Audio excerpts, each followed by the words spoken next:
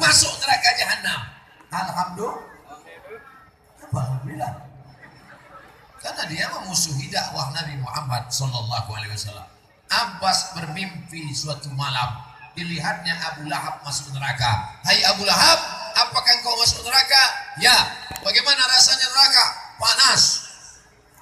Tapi azabku diringankan setiap hari Senin karena aku gembira menyambut kelahiran Nabi Muhammad. Lalu apa pelajaran dari cerita ini? Di mana kami bisa baca cerita ini Pak Ustadz? Dalam kitab berjudul Mafahim Yajib an Tusahhah, ditulis oleh Sayyid Muhammad bin Alawi bin Abbas Al-Hasani Al-Maliki. Muhammad bin Alawi bin Abbas Al-Hasani Al-Maliki.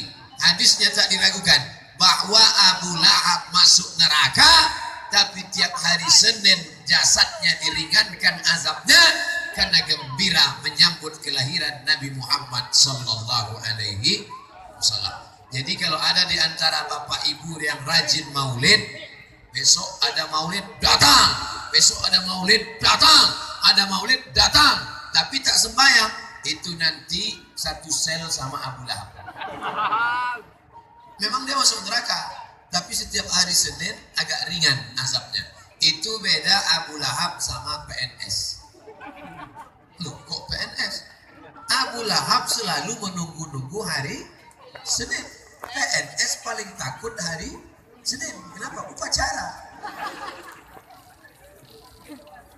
Bersairlah seorang ahli hadis, namanya Al-Hafiz Al-Maqdisi, dalam 6 bait syair.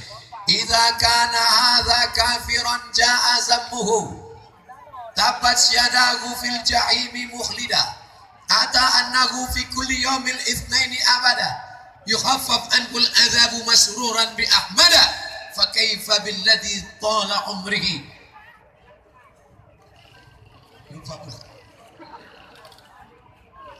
Kalau yang dijamin masuk neraka Abu Lahab saja diringankan azabnya karena senang menyambut kelahiran Nabi Muhammad sallallahu alaihi wasallam, apalagi lah orang sampai mati bersyahadat asyhadu an la ilaha illallah wa asyhadu anna Muhammadan Rasulullah. Itu salah satu dalil maulid.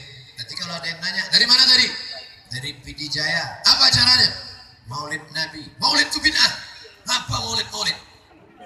Kalau maulid itu bid'ah, yang membuat maulid masuk neraka, yang menghadiri maulid masuk neraka, panitianya masuk neraka, yang paling panas nerakanya yang ceramah.